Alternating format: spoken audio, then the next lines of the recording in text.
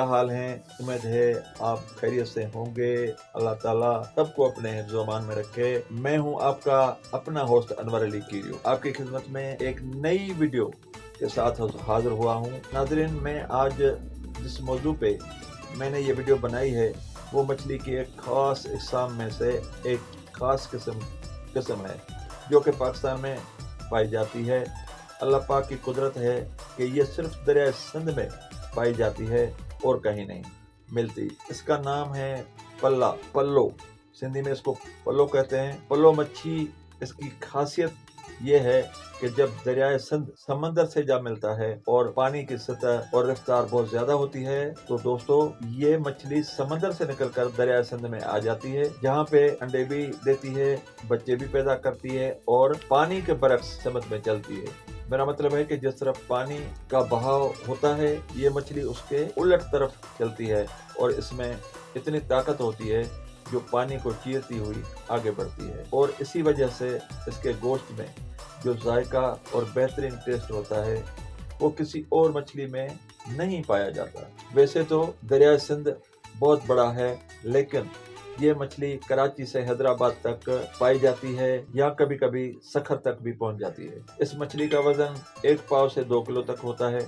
जैसे जैसे ये पानी में ज्यादा रहती है तो इसका वजन बढ़ता रहता है। हैदराबाद में दरिया सिंध के ऊपर एक पुल बनाया गया है जो कि कदीमी पुल है।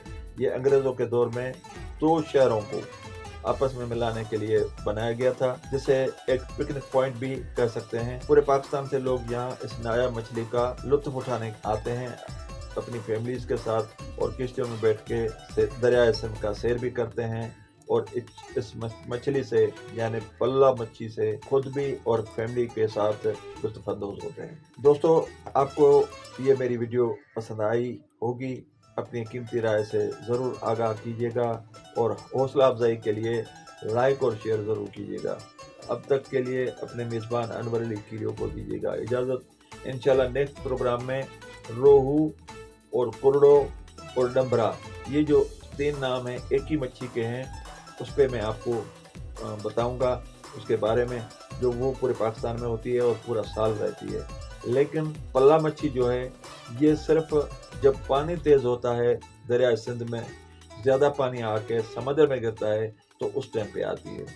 तो कुछ सालों से दरिया सिंध में पानी नहीं था और अब सैलाब की वजह से पानी ज़्यादा आ गया है और ये दरिया जाके समंदर में गिरा है और वहाँ से ये मछली बड़ी तादाद में निकली है और अब जामशोरों में इसको माहीगीर हैं वो पकड़ के अपने यहाँ गुजर सफ़र भी करते हैं और लोगों को उसका जायका चखाने के लिए भी मेहनत कर और कोशां रहते हैं। अल्लाह ताला आप सबका हामी और नासर हो। अल्लाह हाफ़िज़। दुआओं में याद रखिए।